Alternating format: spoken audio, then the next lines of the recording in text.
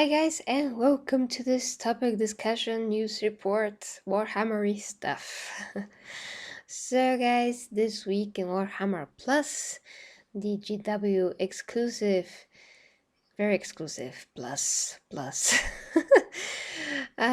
service in which we're supposed to be getting a lot of stuff.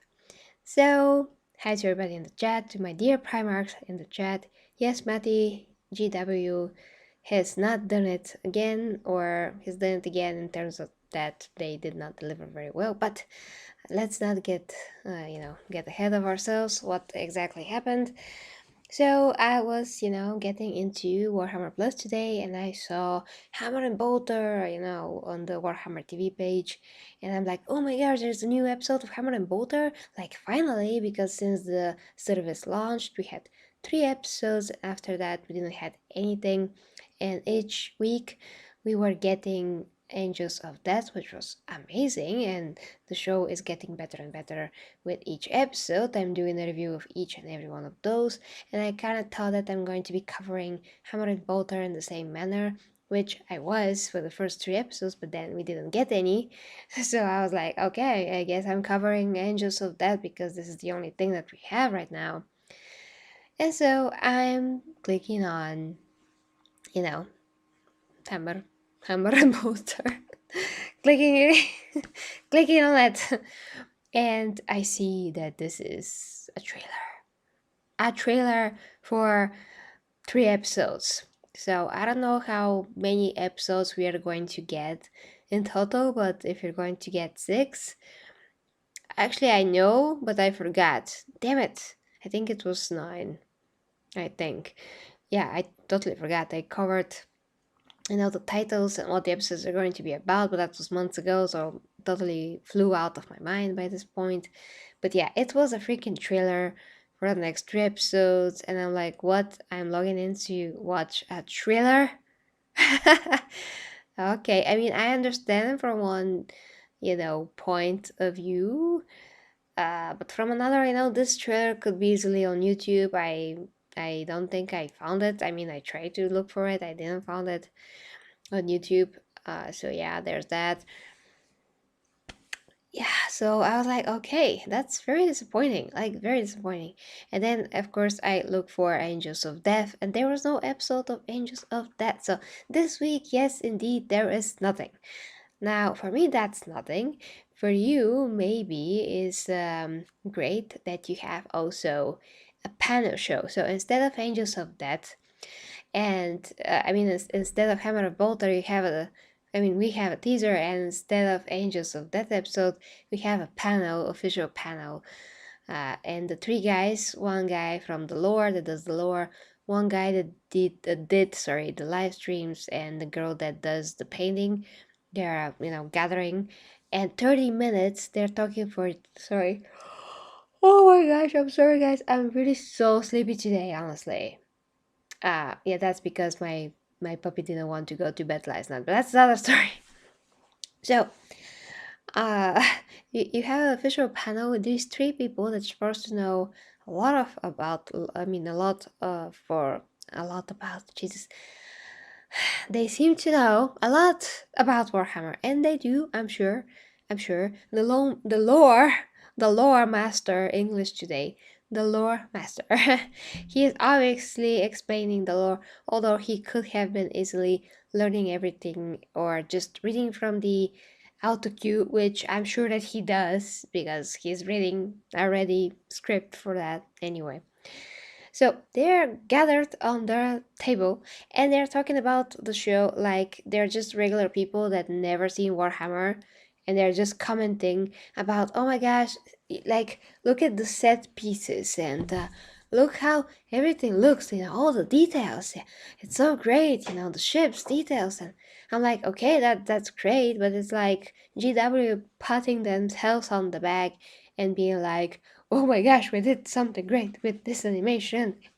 You know, I mean, okay, those details are great to be acknowledged in general. I mean, I'm geeking out about a lot of stuff visually, but I always try to focus not on the visuals. I mean, I totally do a review of that every time that I'm talking about the episodes, because you have to mention when somebody is, making an impression or not. How I mentioned about the warp, how the warp when it's black and white, because the show is black and white basically, and only what it's red, and everything else is black and white. You can't actually differentiate anything. You just see this big cloud and mess. And I know that the raw or the I mean the bloopers today are epic. The I know that the warp is all kinds of colors, and it's that colors, and some of you commented that the warp is this and that, and I'm like yeah, okay, but it's irrelevant because it's not as impactful when you can't actually see it anyway. I mean, colors would help. And if you do the warp in live action, if the show was in color anyway, the warp is going to be a color. They're not going to do it intentionally without color, because obviously that's not the best way to imagine the warp being. You can imagine out of your butt the warp being whatever you like, because the way that the warp is described, and we already talked about that in the previous video.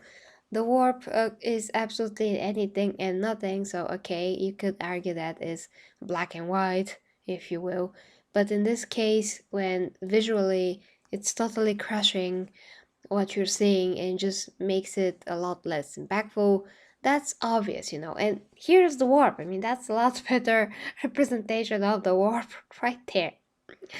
Okay, so yeah, none of which I care about giving my comment. Exactly. So I personally, as a fan, it's interesting to see other people talk about the show, or how I watch John Campia talking about a lot of different stuff that I watch, let's say. It's very interesting to see him talk with Rob, about his Rob, his producer. That's a long story about movies, like how they both look at the industry. It's interesting to see that, but to see three people that are employed by GW talking about the show like it's, oh, look what GW did, our employers, look what they did, in such a manner that it does not explain anything to the viewer about the story. What is the story, showing? Because currently I am listening to the audiobook, The Desolation of Bao. I'm sorry if I totally butchered that, because I'm listening to the book right now and I'm like, okay, it is about the destruction of Bao, but the exact title just totally flew out of my mind right now. The point is, I'm listening to that book. I deviated from the Horus Heresy for a moment because I'm interested in that story, Dante, the Blood Angels, how they operate, how the Tyranid invasion was, how they prepare for that, the different chapters, the different sanguineous chapters, how successor chapters, how they interact between each other is very interesting. And what is happening in Angels of Death is, to some extent, a part of that story, you know? So why don't they tell us how the novel reflects on this story, What part of it is in it? I mean, I know that before the show premiered, there was suggestions what to read before the show, and that was not only this book. I think that there were at least several other books to read, short stories or novels about this. But that's all great. But why in this talk show they didn't talk about? Okay, Teko, they didn't talk about that, how the show is compared to the novels, the books, what is from there, what is not, at least to hint something. They're not talking about the substance of the show at all.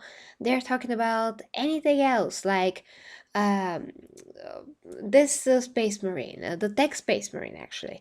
The Tech Space Marine. Oh, yes, he's my favorite character. He's just so the Space Marine, huh? He's just so good representation of how the Blood Angels are. Yeah, how? Why? Uh, okay, Kazarian. Kazarian, he's going to deal with a lot of stuff. Okay, we've seen like a few, I mean, quite a lot from him, but like, who is he? Is he in the novels? Like, provide some information. I'm pretty sure that each and every one of Warhammer, the Warhammer fans, did not read all the novels, and they're not like perfectly knowledgeable about each and every freaking space marine that ever lives and how they're connected to whatever. So why not explain how the show is related to the already existing novels and the characters and something. No, you're going to talk about only that uh the uh the commander of the ship, Olivia, I think, or Olivia, just how great she is.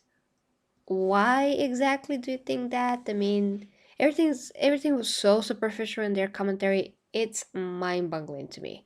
Like, I'm trying my best to analyze every single like meaningful thing that really matters, that's kind of relevant to the story. How was the storytelling overall? Was there some kind of a dynamic between the characters? How was the dialogue? How was the action? How was the tyrannies portrayed? Something that has some kind of a substance. When I talk about, when I review anything, they're like, oh yeah, that Space Marine, that guy there, ha, cool, the details on the. Anyway, then they had actually interview with Richard Borland. Well, that was great. I mean, he gave some insights of how he created the show. First episode, I wasn't impressed. I was like, what? He's doing the show and he's so good with his Hell's Reach animation that he did himself. And now this doesn't seem as impressive, but as the show goes, obviously it is. So I was like, okay, that's great. Then, I mean, about his interview, although that was not like very insightful, I wouldn't say, but okay, it was fine. Then there was a guy that, wrote for the Black Library. Also okay, but everything was again very superficial. And I think a voice actor, that was pretty cool to see how he viewed Kazarian. I mean, the voice actor for Kazarian. Yeah, that was fine, but it's nothing like that important. I mean, okay, it's great, but that was like the best part, the second part of this talk show. Everything before that was those three people in the studio awkwardly talking about the show. Very awkwardly, I might add, especially how they stood on the table. It felt very awkward. I don't know. So that's about Warhammer Plus this week. They promise in October, which is tomorrow. I mean, technically now is the 30th because it's midnight past here. But yeah, the other tomorrow after I wake up still gonna be the 30th. So uh, on Friday it's October. Yeah. So next week is the 6th. So from the 6th we're going to get Hammer and Bolter.